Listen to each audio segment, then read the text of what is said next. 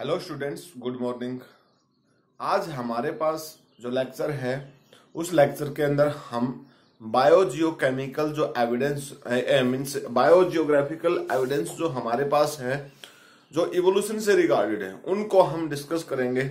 इससे पहले जो प्रीवियस लेक्चर था हमने उस पार्टिकुलर लेक्चर के अंदर हमने पैलिएंटोलॉजिकल जो एविडेंस होते हैं मतलब किसी भी ऑर्गेनिजम्स की फॉसिल्स की स्टडी के बेस के ऊपर जो एविडेंस हमारे पास प्रेजेंट होते हैं उन एविडेंस को स्टडी करके हमने एक ऑर्गेनिजम्स के दूसरे ऑर्गेनिजम्स के साथ रिलेशनशिप को शो किया।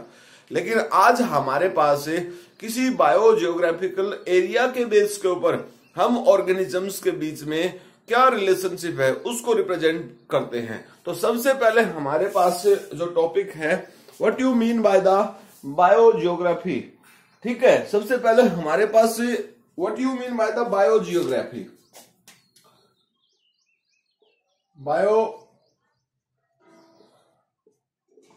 बायोजियोग्राफी इट्स मीन्स इसका मतलब क्या है बायोजियोग्राफी का। बायो मीन्स लिविंग, ग्राफी मतलब उसका पार्टिकुलर डिस्ट्रीब्यूटेड एरिया, यानी हम ये कह सकते हैं इसका मतलब क्या हो सकता है the study of the distribution of, हम ये कह सकते हैं the study of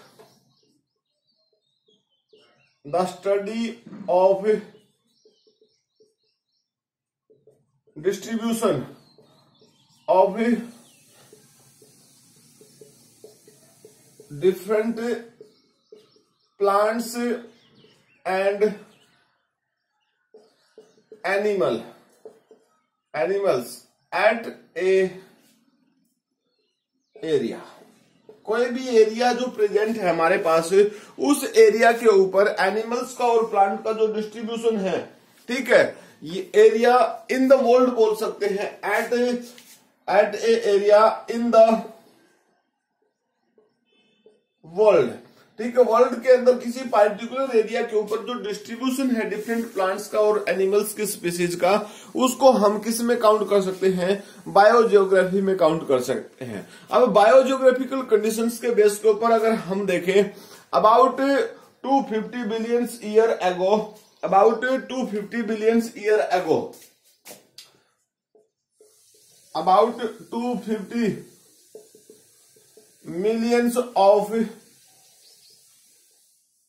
years ago अगर हम बात करते हैं तब कब जब हमारे यहाँ पर कौन सा एरा स्टार्ट था बेटा, दैट इज कॉल्ड द पैलिएंटो। ठीक है, पैलियोजोइक एरा के नाम से हम उसको बोल सकते हैं। कौन सा एरा था, Palaeozoic.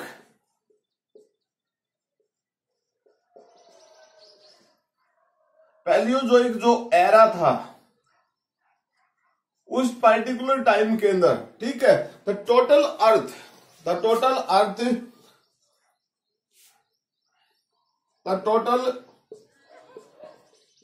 Mass of the earth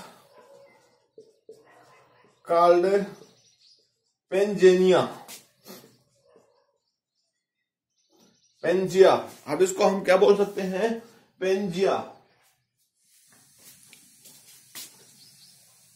Pangaea के नाम से बोलते हैं। ठीक है ना, मतलब टोटल मास जो प्रेजेंट है। ठीक है, after this time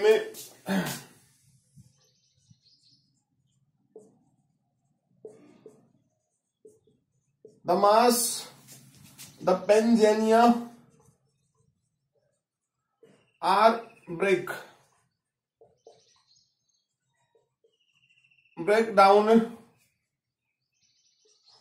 into 6 main land mass.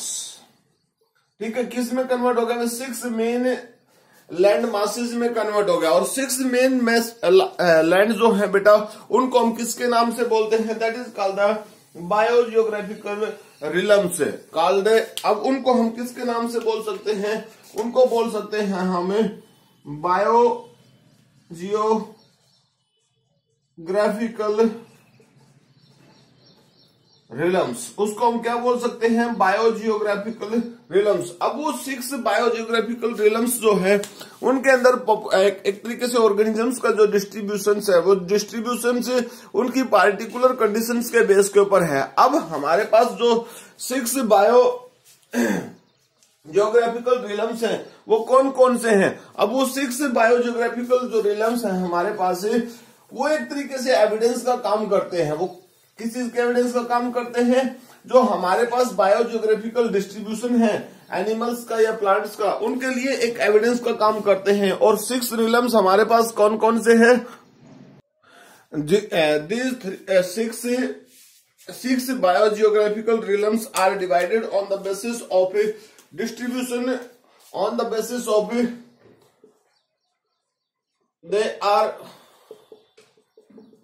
divided on the basis of distribution of animals and plant species. ठीक है, ये जो है बायोजियोग्राफिकल रिलम्स बनाए हैं, ये किसके बेस के ऊपर है, on the basis of distribution of animals and plants. और these 6 realms are the Australian realms. That is first realms that is called the Australian realms. अगर अकॉर्डिंग टू एरिया के बेस के ऊपर अगर हम इनको बोलते हैं तो ऑस्ट्रेलियन रिलम्स जो है वो कहां पर प्रेजेंट है, ऑस्ट्रेलियन रिलम्स जो प्रेजेंट है it's present in the Australian continents. कहां पर है, इन ऑस्ट्रेलियन कॉन्टिनेंट्स। अगर हम इसको लिखे कि ये कहां पर प्रेजेंट है, this one is on the Australian continent. ठीक है, तो ये क्या है, ऑस्ट्रेलियन कॉन्टिनेंट, जिसके अंदर ऑस्ट्रेलिया और न्यूजीलैंड वगैरह जो भी कंट्री हैं वो इसमें इंक्लूड्स हैं। सेकंड हमारे पास कौन सा है, जिसको हम नियोट्रॉपिकल के नाम से बोल सकते हैं। नियोट्रॉपिकल्स जो पार्ट है वो कहां पर प्रेजेंट है, in the case of the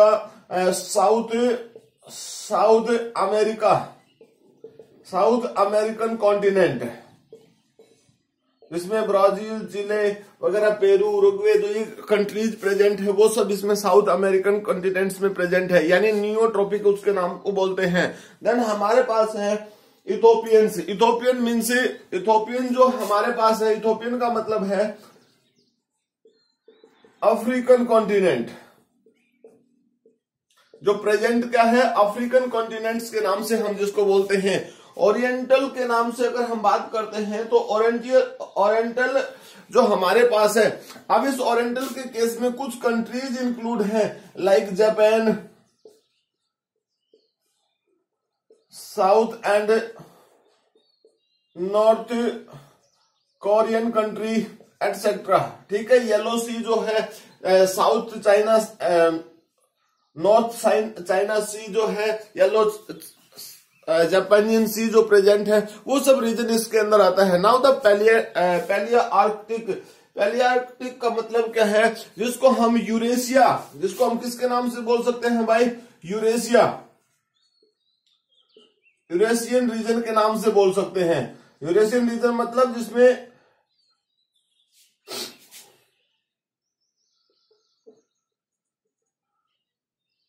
Europe and Asian continents जिसमें इंक्लूड है, जिसमें यूरोप एंड एशियन कॉन्टिनेंट्स जिसमें इंक्लूड है।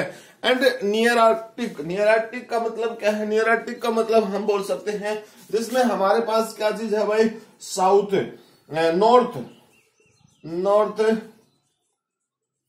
अमेरिका, जो जिसमें हमारे पास क्या है, नॉर्थ अमेरिकन कॉन्टिनेंट। अब ये जितने भी कॉन्टिनेंटल कंडीशन हमने बताई है, अब इन कॉन्टिनेंटल कंडीशंस के बीच में एक तरीके से ज्योग्राफिकल रिलेशनशिप है। और इस ज्योग्राफिकल रिलेशनशिप को हम किसके बेस के ऊपर शो कर सकते हैं, इसके लिए हमारे पास different distribution based evidence present है। तो हमारे पास डिस्ट्रीब्यूशन बेस्ड अगर एविडेंस की बात करते हैं तो सबसे पहले है डिसकंटिन्यू डिस्ट्रीब्यूशन। सबसे पहला पॉइंट हमारे पास कौन सा है, डिसकंटिन्यू डिस्ट्रीब्यूशंस। अब डिसकंटिन्यू डिस्ट्रीब्यूशंस में हमारे पास क्या है,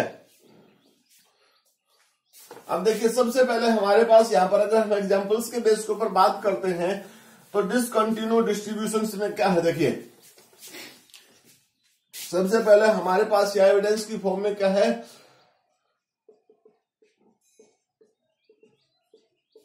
discontinuous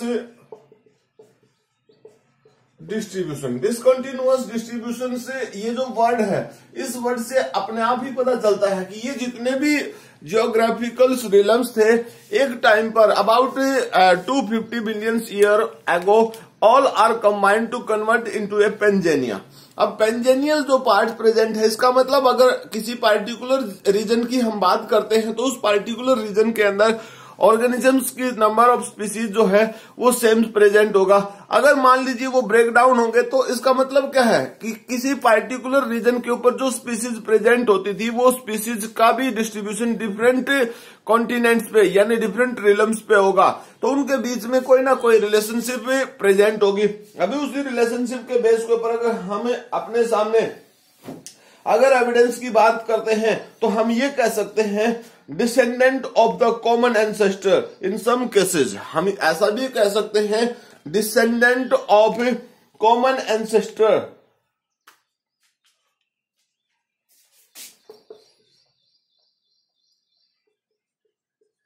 descendants of common ancestors of some cases, of some cases. बहुत सारे केसेस ऐसे होंगे जिसके केस में हमारे पास जो मीन्स पेरेंट्स है उनके बेस के ऊपर अगर स्पीसीज की बात करते हैं तो उनके स्पीसीज के बेस के ऊपर जो एविडेंस होंगे हमारे पास वो कॉमन एंसेस्ट्री के बेस के ऊपर होंगे और डिफरेंट कॉन्टिनेंट्स में भले ही वो प्रेजेंट है, ठीक है। Inhibit cases inhibited different continents, cases inhibited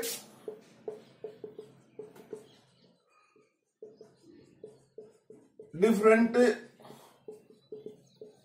continents. हम सिंपली भाषा में ये कह सकते हैं, मान लीजिए सपोज कीजिए हमारे पास ये पेंजेनिया है, ठीक है। सपोज कीजिए हमारे पास क्या है, पेंजेनिया, ठीक है। इस पेंजेनिया के अंदर मान लीजिए सपोज करते हैं कि इस पार्टिकुलर एरिया में कोई स्पीसीज प्रेजेंट थी, इस पार्टिकुलर एरिया में कोई स्पीसीज प्रेजेंट थे।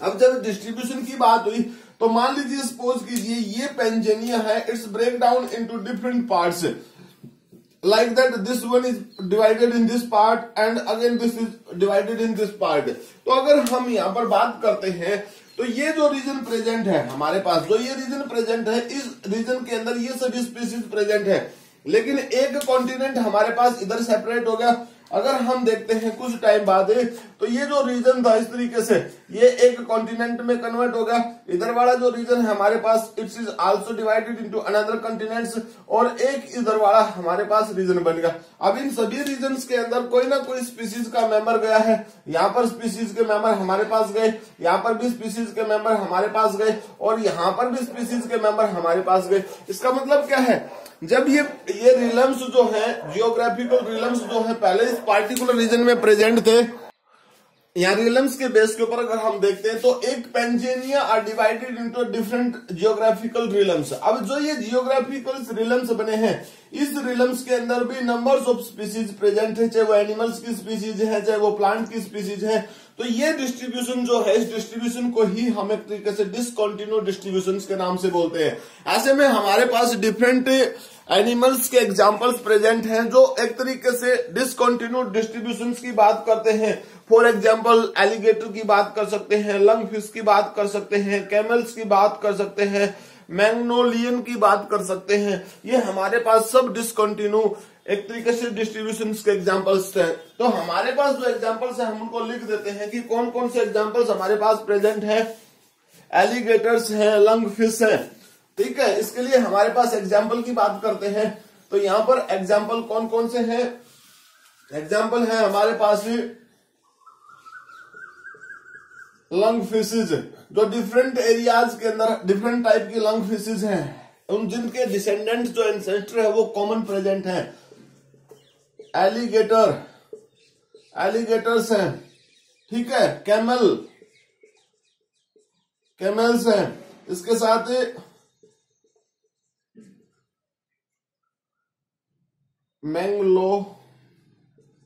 मैंग्लोनियंस, ठीक है। ये सारे के सारे एनिमल्स जो हैं इनके एग्जाम्पल हमने दिए हैं आपको। तो इन एग्जाम्पल्स के बेस के ऊपर अगर हम डिस्ट्रीब्यूशन की बात करते हैं तो सबसे पहले हम बात करते हैं किसकी, लंग फिश की। देखिए डिफरेंट कॉन्टिनेंटल ड्रिफ्ट जो प्रेजेंट है, साउथ अमेरिका की बात करते हैं, अफ्रीका की बात करते हैं, एंटार्क्टिक या ऑस्ट्रेलिया की बात करते हैं, तो ये सभी के सभी रिलम्स जो है इंटरकनेक्टेड थे एक पार्टिकुलर टाइम के बेस के ऊपर। जब ये सारे के सारे कॉन्टिनेंट्स यानी साउथ अमेरिका, अफ्रीका, एंटार्क्टिका या ऑस्ट्रेलिया, ये सब एक ही पार्टिकुलर कंडीशंस पे इंटरकनेक्टेड थे, देन आफ्टर सम टाइम से जब भी इन ऑर्गेनिजम्स के बेस के ऊपर चेंज आया तो इनकी जो स्पीसीज हैं they are converted into another type of the lungfish. This one is the American lungfish is called the Lepidosiren, South African is called the Protopterus, South Australian is called the Neoceratodus. इस तरीके से अलग अलग type का distribution है हमारे पास। And उसके बाद और एग्जांपल हमारे पास एलिगेटर का एग्जांपल है बेटा। एलिगेटर का जो डिस्ट्रीब्यूशन है, अगर हम सिनोजोइक कंडीशंस के बेस के ऊपर देखें तो इसका जो डिस्ट्रीब्यूशन है वो ऑस्ट्रेलियन कॉन्टिनेंट के बेस के ऊपर है, सॉरी एशियन कॉन्टिनेंट के बेस के ऊपर है। अगर हम टेम्पररी एक डायग्राम ड्रॉ करते हैं कि किस तरीके से वर्ल्ड्स जो प्रेजेंट है उस वर्ल्ड्स के डिस्ट्रीब्यूशन के बेस के ऊपर अगर हम बात करते हैं, तो इस तरीके से अगर हम बात करते हैं तो यहाँ पर वर्ल्ड का जो डिस्ट्रीब्यूशन जो प्रेजेंट है हमारे पास, जो वर्ल्ड का डिस्ट्रीब्यूशन जो प्रेजेंट है, ठीक है ना, इस तरीके से डिस्ट्रीब्यूशन प्रेजेंट है। इस डिस्ट्रीब्यूशन के बेस के ऊपर अगर हम बात करते हैं तो देखिए हमारे पास क्या कंडीशन है कि ये जो ईस्टर्न पोर्शन है, यहाँ पर इस पार्टिकुलर रीजन की हम बात करते हैं जिसमें हमारे पास जापान, चाइना कंडीशंस जो इंक्लूड है। इस चाइना कंडीशंस की अगर हम अर्थ को ऐसे देखते हैं बेटा, तो इसके बेस के ऊपर इधर नॉर्थ अमेरिकन के ये रीजन जो प्रेजेंट है, ये नॉर्थ अमेरिकन जो रीजन प्रेजेंट है, अगर हम यहाँ पर बात करते हैं ये ईस्टर्न एशिया का पोर्शन है और इसको हम वेस्टर्न नॉर्थ अमेरिका के नाम से बोल सकते हैं। तो इस पार्टिकुलर रीजन के ऊपर अगर मान लीजिए सपोज कीजिए जब पेंजानिया एक कंडीशंस प्रेजेंट थी तो इस पार्टिकुलर रीजन के अंदर एलिगेटर प्रेजेंट थे, तो उसी एलिगेटर के डिस्ट्रीब्यूशन के बेस के ऊपर अगर हम बात करते हैं तो यहाँ पर जो एलिगेटर की स्पीसीज प्रेजेंट थी वही एलिगेटर की स्पीसीज यहाँ पर भी प्रेजेंट है। इसका मतलब यहाँ बोथ कंडीशंस आर द, एक तरीके से अगर डिस्ट्रीब्यूशन के बेस के ऊपर देखते हैं तो both conditions are the similar, और इसी कंडीशंस के बेस के ऊपर एलिगेटर्स। नाउ दैट उसके बाद हमारे पास क्या है, कैमल की बात करते हैं। Camels are found in the Asia as nearly, उसके साथ साथ अगर साउथ अमेरिका की बात करते हैं तो कहां पर प्रेजेंट है, एशिया में। मतलब ये कॉन्टिनेंटल पार्ट जो यहाँ से ये इसके साथ एशिया और ऑस्ट्रेलिया आपस में कनेक्टेड फॉर्म में थे, तो मीन्स जो कैमल्स की स्पीसीज है वो एशिया के इस पार्टिकुलर रीजन में प्रेजेंट होती हैं, एशिया के इस पार्टिकुलर रीजन में प्रेजेंट है, उसके साथ साथ और साउथ अमेरिका के रीजन में भी प्रेजेंट है। तो मीन्स जहां पर डेजर्ट फॉर्म प्रेजेंट है तो कैमल का डिस्ट्रीब्यूशन है, ठीक है। तो इस तरीके से डिफरेंट स्पीसीज है, ठीक है बेटा, इसके ऊपर अलग अलग डिस्ट्रीब्यूशन है। और नेक्स्ट जो एग्जांपल हमारे पास है यहाँ पर ये मैग्नोलियन, इसको हम क्या बोलते हैं, मैग्नोलियंस, ठीक है, ये मैग्नोलियन है। ये हमारे पास क्या है, मैग्नो, ठीक है, क्या हमारे पास मैग्नोलिया, ठीक है, ये स्पीसीज प्रेजेंट है। तो ये डिफरेंट स्पीसीज है, मतलब एक तरीके से मैग्नोलिया जो होता है वो इंसेक्टिवोर्स एनिमल्स की स्पीसीज है। उसके बाद साथ हमारे पास बहुत सारे और भी एग्जांपल है। दिस वन इज द, ये तो हमारे पास एग्जांपल था डिसकंटिन्यू डिस्ट्रीब्यूशन का। देन हमारे पास है रेस्ट्रिक्टेड डिस्ट्रीब्यूशन, ठीक है ना। हमारे पास नेक्स्ट एग्जांपल हम किसका दे सकते हैं, रेस्ट्रिक्टेड डिस्ट्रीब्यूशन।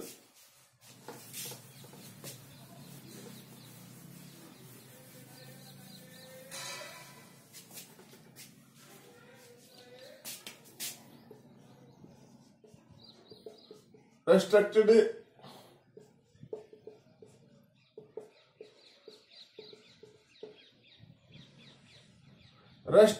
डिस्ट्रीब्यूशन। अब रेस्ट्रिक्टेड डिस्ट्रीब्यूशन का मतलब क्या होता है, मतलब एक तरीके से इस टाइप का कंडीशन जिसके बेस के ऊपर ऑर्गेनिजम्स के बीच में कोई भी इंटरलिंकिंग कंडीशंस नहीं होती। अब ऐसी कंडीशंस में हम ये कह सकते हैं कि it's converted into the divergent evolutions, ठीक है ना। ऐसे में हमारे पास क्या हो सकता है, नॉर्मली अगर हम एक कंपैरिजन, एक एग्जांपल्स की बात करते हैं, तो एग्जांपल से अगर हम याद है, आप इस एग्जांपल से समझेंगे। एग्जांपल है restriction between egg laying mammals and normal mammals. ठीक है, नॉर्मल मैमल्स और एग लेइंग मैमल्स के बीच में जो रेस्ट्रिक्शंस क्रिएट होगी, अब वो रेस्ट्रिक्शन किसी जियोग्राफी के बेस के ऊपर हो सकती है, on the basis of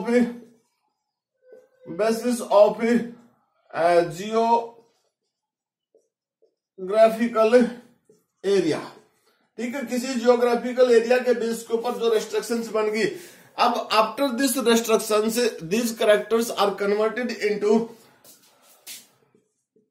after the long restriction the character is change into, किस में कन्वर्ट हो गया? डाइवर्जेंट इवोल्यूशन में कन्वर्ट हो गया। It's converted into the adaptive radiation और डाइवर्जेंट इवोल्यूशन। किस में कन्वर्ट हुआ? डाइवर्जेंट इवोल्यूशन में।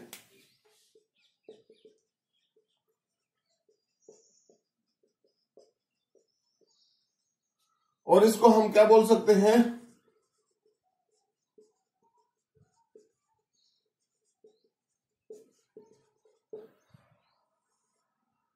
डाइवर्जेंट इवोल्यूशन में और एडाप्टिव रेडिएशंस में हम इस तरीके से बोल सकते हैं। तो ये टोटली जो कंडीशंस हमारे पास प्रेजेंट है, it is also the evidence of the restricted distributions. उसके बाद हमारे पास बहुत सारे ऐसे भी हो सकते हैं।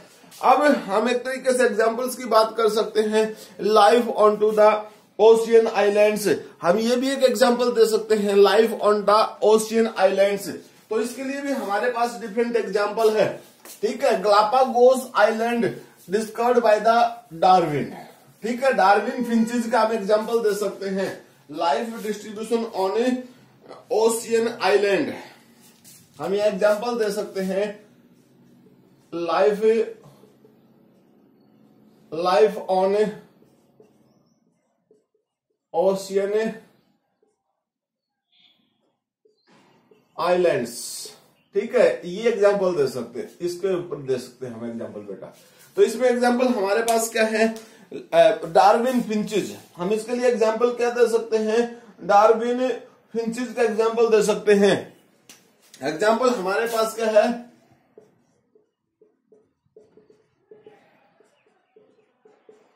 Darwin finches. डार्विन फिंचेज के केस में क्या है भाई? डिफरेंट, अगर यहां पर देखिए distribution of different bird species, हम यहां लिख सकते हैं distribution of different bird species. जो बर्ड्स की स्पीसीज है उनके डिस्ट्रीब्यूशन की बात करते हैं, और डिस्ट्रीब्यूशन के बेस के ऊपर distribution of different bird species on Galapagos island. ठीक है, अब यहां पर क्या है? There are variation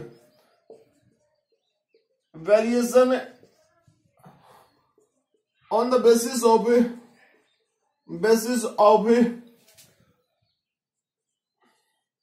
beaks of bird, shape and size of the birds as compare to lands birds। ठीक है, मेन लैंड पे जो बर्ड्स है उनके कंपैरिजन पे ग्लापागोस आइलैंड पे जो बर्ड्स मिलते थे उनका जो डिस्ट्रीब्यूशन है, उस डिस्ट्रीब्यूशन के बेस के ऊपर जो उनकी बीक की शेप है, साइज है, या उनकी बॉडी की नॉर्मल शेप साइज की बात करते हैं। ठीक है, तो इस तरीके से जो डिस्ट्रीब्यूशन है वो एक तरीके से दूसरे बर्ड्स के कंपैरिजन में डिफरेंट टाइप का है, दूसरे बर्ड्स के कंपैरिजन में दूसरे टाइप का है। तो इस तरीके से हमारे पास हम एविडेंस की फॉर्म में इनको काउंट कर सकते हैं। ठीक है, गलापागोस आइलैंड्स की बात हमने की। उसके साथ साथ हमारे पास अगर हम बात करते हैं नेक्स्ट डाइवर्जेंट इवोल्यूशन की बात करते हैं, तो डाइवर्जेंट इवोल्यूशन में क्या होता है कि एंसेस्ट्रल कंडीशन जो होती है, एंसेस्ट्रल कंडीशन जो होती है, होमोलोगस ऑर्गन जो होते हैं हमारे पास है, ठीक है ना, होमोलोगस ऑर्गन्स के बेस के ऊपर हम बात कर सकते हैं। जो होमोलोगस ऑर्गन्स की बात हम करते हैं, यानी जिसके बेस के ऊपर हम ये कह सकते हैं जिसमें कॉमन एंसेस्टर की बात होती है, ओरिजिन सिमिलर होता है लेकिन डिफरेंट फंक्शंस के बेस के ऊपर। तो हमारे पास यहाँ पर एग्जांपल हैं बहुत सारे। ठीक है, हम इसमें डाइवर्जेंट इवोल्यूशन या कन्वर्जेंट इवोल्यूशन की बात भी कर सकते हैं। मतलब हमारे पास 3 तरीके के एविडेंस और भी प्रेजेंट हो सकते हैं। तो उसमें हमारे पास है, देखिए उसमें हमारे पास क्या क्या है।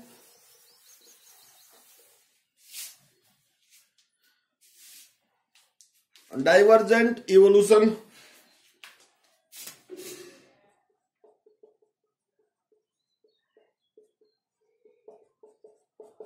Divergent evolution,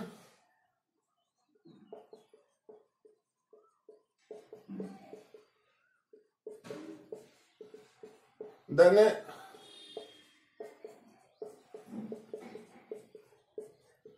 parallel evolution. ठीक है, divergent evolution, convergent evolution, parallel evolution. अब इसी के साथ साथ हमारे पास इसको हमें अडैप्टिव रेडिएशन के नाम से बोल सकते हैं। अब ये टॉपिक हमारे पास बहुत ज्यादा इंपॉर्टेंट टॉपिक है। ये तीनों के तीनों डिस्ट्रीब्यूशन जो है बहुत ज्यादा इंपॉर्टेंट है। यहाँ पर हमारे पास क्वेश्चन आता है, सबसे पहले हमारे पास क्या है, डाइवर्जेंट इवोल्यूशन। डाइवर्जेंट इवोल्यूशन जो वर्ड है हमारे पास, इस डाइवर्जेंट इवोल्यूशन को हम अडैप्टिव रेडिएशन का भी नाम दे रहे हैं और इसी को हम क्या बोल सकते हैं, होमोलोगस डिस्ट्रीब्यूशन। इसको हम क्या बोल सकते हैं, होमोलोगस डिस्ट्रीब्यूशन। होमोलोगस ऑर्गन का मतलब क्या होता था। अब डाइवर्जेंट इवोल्यूशन का भी मतलब वही है, होमोलोगस डिस्ट्रीब्यूशन का भी वही बात है। इसका मतलब क्या है, डाइवर्जेंट, अगर हम होमोलोगस ऑर्गन की बात करते हैं तो होमोलोगस ऑर्गन का मतलब क्या होता है।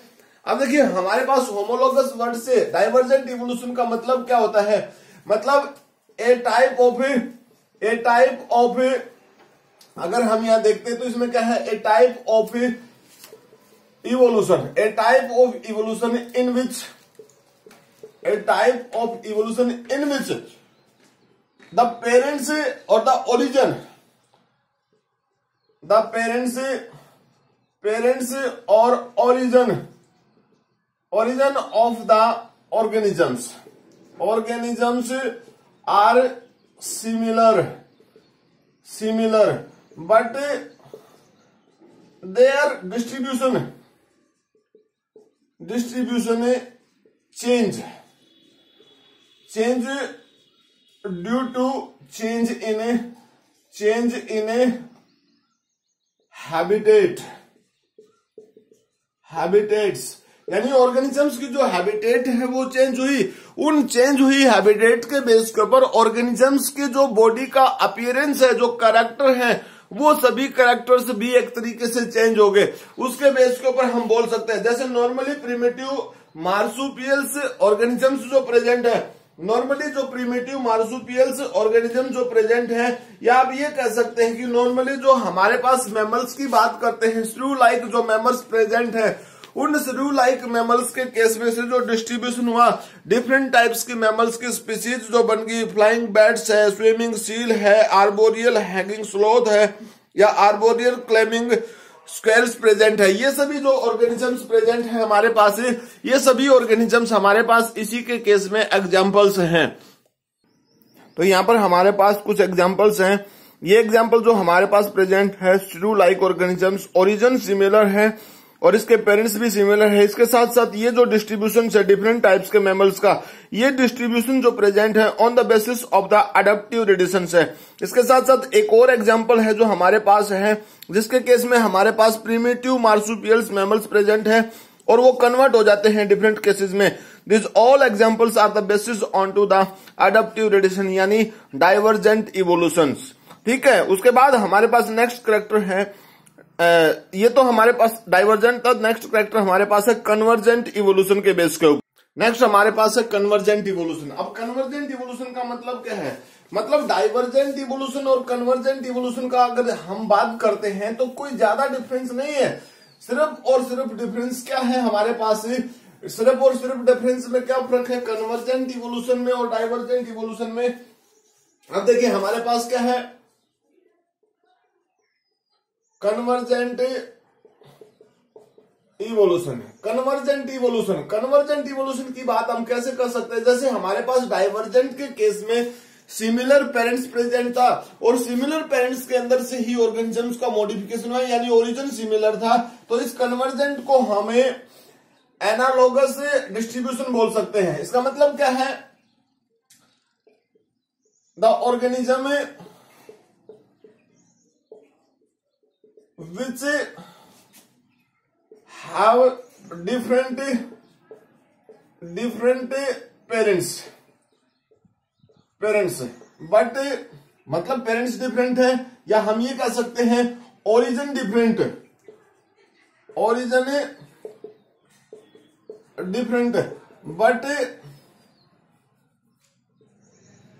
बट दे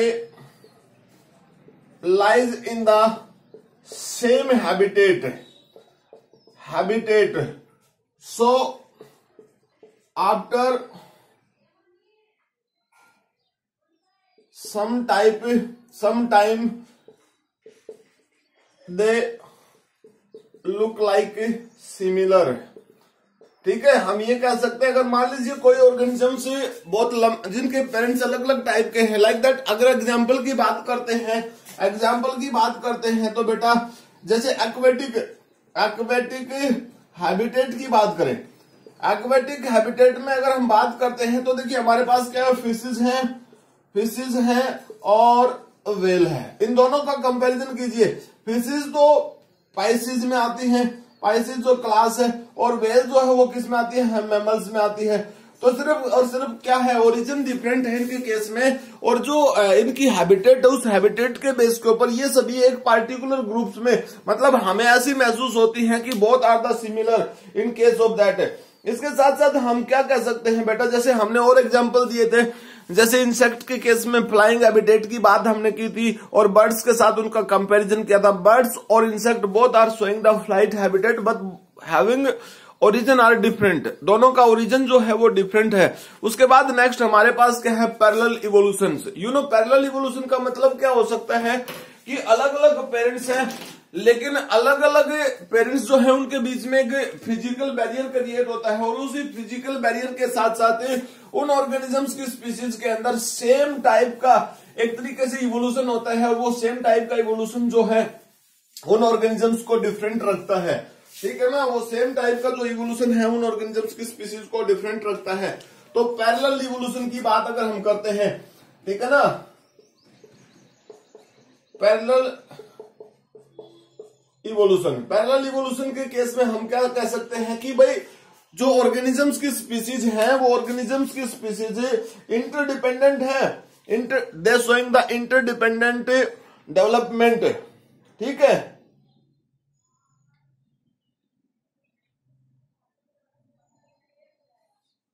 हम ये कह सकते हैं, देखिए सिंपल सी बात है, हम ये कह सकते हैं independent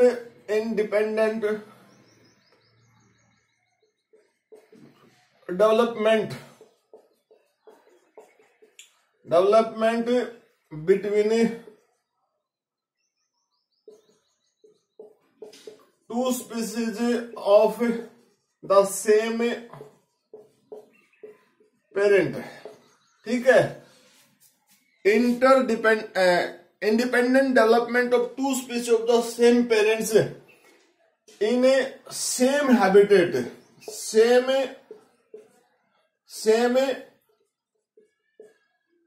habitat, but they lies in different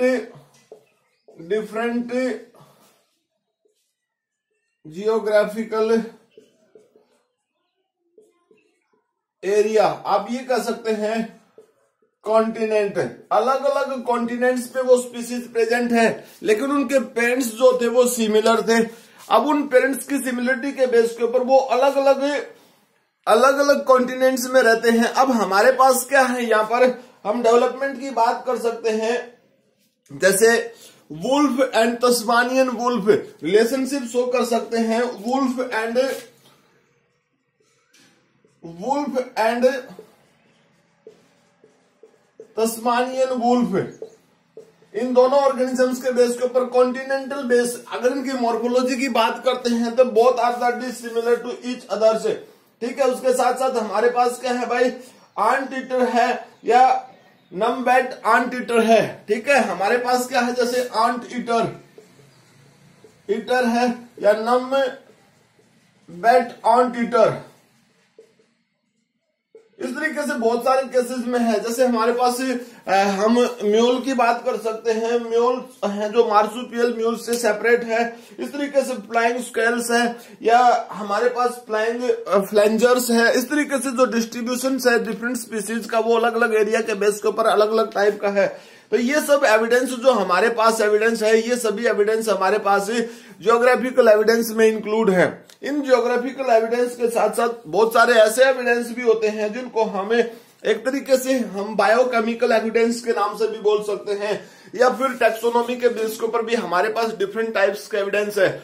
normally जैसे हम बायोकेमिकल एविडेंस की बात करते हैं तो रिलेशनशिप होती है ऑर्गेनिजम्स के बीच में, जैसे डीएनए के बेस के ऊपर ऑर्गेनिजम्स के बीच में है, क्रोमोसोम की शेप के बेस के ऊपर है, या किसी पार्टिकुलर प्रोटीन एंजाइम्स की बात करते हैं, जैसे इंसुलिन की स्ट्रक्चर की बात करते हैं। और all this evidence are included in case of the biochemical evidence. उसके साथ साथ टैक्सोनॉमिकल डिस्ट्रीब्यूशन के बेस के ऊपर भी, यानी हम किसी भी ऑर्गेनिजम्स की इवोल्यूशन के बेस के ऊपर उसका आइडेंटिफिकेशन है, उसका क्लासिफिकेशन, उसकी सिमिलरिटी या मॉर्फोलॉजी के बेस के ऊपर, ये इवोल्यूशनरी रिलेशनशिप के बेस के ऊपर भी ऑर्गेनिजम्स के बीच में एक तरीके से रिलेशनशिप शो करते हैं, चाहे वो डिफरेंस के बेस के ऊपर हो, चाहे वो सिमिलरिटी के बेस के ऊपर हो।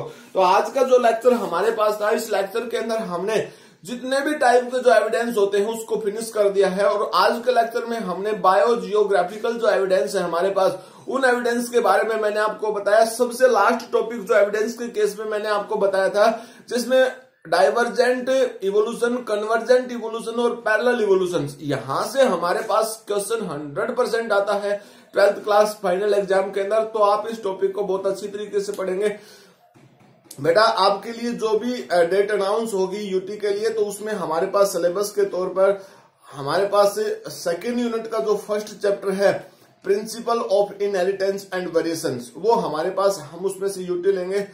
तो बेटा आज के लिए इतना ही, मिलते हैं नेक्स्ट टाइम नेक्स्ट लेक्चर के साथ। और इवोल्यूशन की जो थ्योरीज हमारे पास, डार्विन, लैमार्क या म्यूटेशन थ्योरी, उनको हम एक्सप्लेन करेंगे। तब तक के लिए thank you, bye, have a nice day.